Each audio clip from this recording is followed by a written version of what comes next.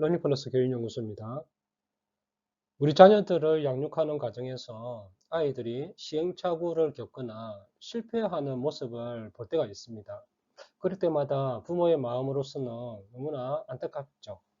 하지만 아이들의 시행착오와 실패의 경험은 문제 해결력을 키우는 그러한 기회가 되기도 합니다. 그래서 오늘은 시행착오를 통해서 성장하는 문제 해결력이라는 제목으로 얘기를 나누고자 합니다. 아이들이 성장하면서 다양한 문제들을 만나게 되어지는데 그러한 문제들 속에서도 아주 상당한 노력을 기울여서 해결하려는 시기가 있습니다. 그 시기들에 대해서 먼저 살펴보도록 할게요.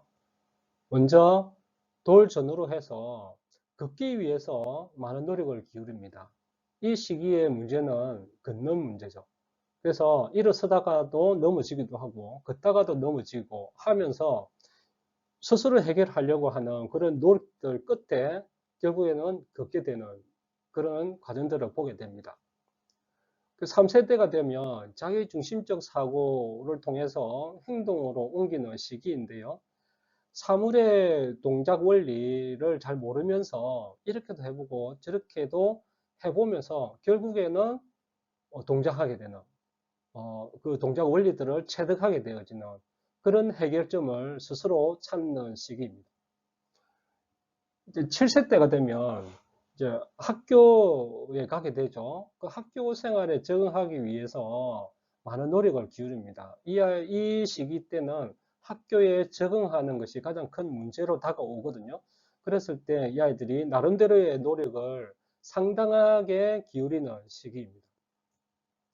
그리고 10살쯤 되면 이제 학습의 문제가 가장 큰 문제로 다가오죠. 좀 어려워지는 학습 내용이기 때문에 그 문제가 되어집니다. 그래서 그 문제를 해결하기 위해서 나름대로 공부를 한다거나 복습을 한다거나 이러한 것들을 스스로 결정하는 시기가 되는 거죠. 따라서 이제 사람의 어떤 문제들은 일어서는 것과 동시에 이제 문제를 만나게 되어지고요. 그 문제들을 해결하려고 하는 스스로의 노력들이 시작이 되어진다는 겁니다. 따라서 문제 해결력이라는 것은 이제 성장하면서 학습되어지는 거죠. 자기 스스로가 이렇게도 해보고 저렇게도 해보는 그런 시행착오, 그리고 실패를 통해서 다시 극복하려는 그러한 노력에 의해서, 그러니까 노력이 누적되어져서 만들어지는 것이 바로 문제 해결력이라고 생각하시면 좋을 것 같습니다. 우리 아이들이 시행착오를 했거나 실패를 했을 때 그런 상황에서 어떤 생각을 하는지 먼저 살펴보도록 할게요. 실패를 했다고 생각을 해봅시다. 시행착오가 되었거나 그랬을 때 두 가지의 마음이 생깁니다. 하나는 성공 추구, 그러니까 다시 한번 하면 잘 할 수 있겠다라는 생각과 또 하나는 실패 회피, 어려워서 못하겠어. 그리고 또 다시 하더라도 실패할 것 같다라는 생각을 하게 되는 거죠. 이 두 가지 생각을 하게 되어지는데 성공 추구를 생각하는 사람들은 아이들은 재도전을 하려고 하죠. 그리고 다양한 방법을 써서 성공을 하려고 노력을 합니다. 바로 나는 할 수 있다라는 어떤 긍정적인 자아 개념이 만들어지는 거죠. 반면에 그 실패 회피의 생각을 하는 친구들은 실패를 했기 때문에 좌절감을 느끼겠죠. 그리고 자신감이 없어지면서 나는 못할 것 같아. 또 하더라도 또 실패할 것 같아. 라는 자기 자신에 대해서 부정적인 생각을 하게 되어집니다. 바로 이때 필요한 것이 바로 반성적 사고라는 건데 이 반성적 사고에 대해서 조금 이따가 살펴보도록 하겠습니다. 여기서 말하는 반성적 사고라는 것은 어떤 실패 경험이나 시행착오가 있을 때 내가 무엇이 잘못되었길래 이게 실패가 되었지, 시행착오가 되었지라는 생각을 그걸 얘기하는 거거든요. 이러한 생각은 바로 미국의 교육학자 존 듀이라는 학자가 얘기를 한 내용입니다. 이 듀이가 얘기한 이 반성적 사고의 대전제는 지식은 경험에 의해서 성장한다는 겁니다. 쉽게 말하면 어떤 지식은 내가 획득하는 거잖아요. 이 획득하는 것이 실패의 경험이나 시행착오의 경험에 의해서 그 문제를 다시금 해결했을 때 새로운 지식을 내가 알게 되겠죠. 그러한 것이 바로 성장이라는 겁니다. 그래서 이러한 문제 해결의 경험은 환경과의 접촉이라는 것이 중요하거든요. 예를 들자면 중학생이 수학 문제를 풀 때에 수학 문제집을 가지고 풀잖아요. 그 바로 이 수학 문제집이 환경과의 접촉입니다. 환경과의 접촉이 바로 수학 문제를 가지고 푸는 것을 얘기를 하는 거고요. 이러한 환경과의 접촉 경험에서 실패를 많이 하게 되죠. 그러니까 문제를 풀다가 문제를 잘못 풀거나 오답이 나는 그런 일들이 많이 있다는 거예요. 그것이 바로 실패의 경험이라고 얘기도 하고 시행착오이기도 하기도 하죠. 그러한 실패의 경험에서 나오는 것이 바로 반성적 사고입니다. 문제를 풀다가 내가 틀렸으면 이 문제 왜 틀렸지? 하고 되짚어 보는 그런 생각을 하게 되죠. 그것이 바로 반성적 사고라는 겁니다. 이러한 반성적 사고는 어떤 새로운 지식을 획득하게 되어지죠. 다시 문제를 내가 재도전을 해서 풀다 보면 풀리는 경우가 있죠. 그걸 풀었을 때, 그러면 이 문제를 이렇게 푸는구나라는 새로운 지식을 내가 획득한다는 겁니다. 그래서 이러한 지식 획득, 내가 실패 경험을 통해서 다시금 도전을 했을 때 얻어지는 그 지식은 내가 또 다른 문제를 풀 때에 그 경험에 내 지식이 활용이 되어지겠죠. 적용이 되어지겠죠. 그래서 그것을 바로 경험의 재구성이라고 얘기를 합니다. 이러한 것이 바로 듀이가 얘기한 반성적 사고라는 겁니다. 그러면 이 반성적 사고의 과정을 좀 구체적으로 살펴보도록 할게요. 어떤 경험에서 내가 실패를 했어요. 실패를 하게 되면 내가 무엇이 문제이지라고 생각을 하겠죠.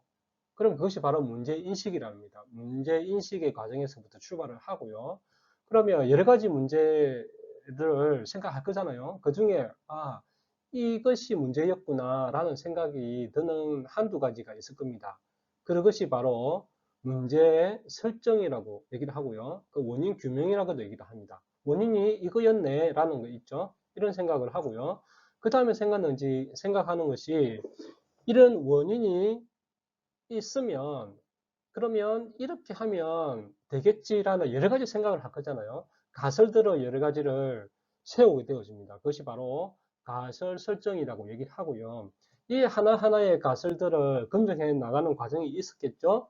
그러한 것이 가설 검증 과정인데 이렇게 하면 되는구나 라는 그런 검증의 과정을 거치면서 만들어지는 것이 결과적으로 지식의 획득, 즉 일반적 규칙을 추출해내는 겁니다.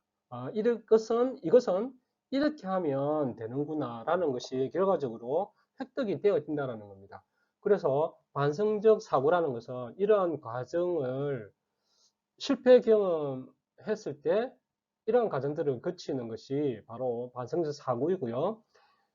이것이 습관화되었을 때, 학습이 되어진다라고 했을 때는 자동화가 되어지겠죠. 반복해서 이런 문제들을 해결하려고 하는 패턴들의 사고들이 생기기 때문에. 그래서 이러한 것들 어릴 때부터 자동화 되어지기까지의 시간이 걸리고요. 훈련이 필요한 것입니다. 우리 아이들이 시행착오 상황이나 실패 상황에서 이러한 반성적 사고를 할 수 있을까요? 잘 안 되거든요. 그럴 때 바로 옆에서 도와줘야 될 것이 바로 부모님들의 역할입니다. 부모님들이 그러면 어떤 역할을 할 수 있을지 살펴보면, 먼저 문제 상황이 실제적인 생활 속의 문제여야 이것이 조금 접근이 가능합니다. 뭐냐면 실제적인 문제들에 있어서는 우리 학생들이 더 관심을 가지고 있잖아요. 호기심도 있고 그렇기 때문에 생각을 한 번 더 해볼 수 있는 그런 여력이 되어지거든요. 그래서 가능한 한 실제적인 문제들을 해결하는 데 사용하면 더 좋고요.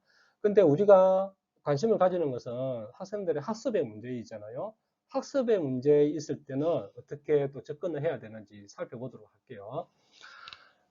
만약에 우리 아이가 이제 실패를 했다. 문제를 푸는데, 문제집을 가지고 푸는데, 문제를 잘 못 푼다. 그렇게 했을 때, 먼저 부모님들이 얘기를 해줘야 되는 거죠. 이 문제에서 풀어지지 않는 이유가 뭘까? 문제가 뭐라고 생각하니? 라는 것을 먼저 던집니다. 그런 질문을 던지면 아이들이 한번 그 질문에 대해서 한번 생각을 하게 되거든요. 그 생각을 하는 것에서부터 바로 반성적 사고가 시작이 되어진다는 겁니다. 그리고 반성적 사고의 절차, 앞에서 얘기했던 그 5단계의 절차가 있었잖아요. 그 과정에서 우리 아이가 어떤 부분에까지 생각을 하고 있는지, 어떤 부분에서 멈추고 있는지라고 먼저 한번 보셔야 돼요. 관찰하셔서 보셔야 되는데, 그렇게 하려면 질문을 하고 대답을 하고 그런 과정이 있어야 되겠죠.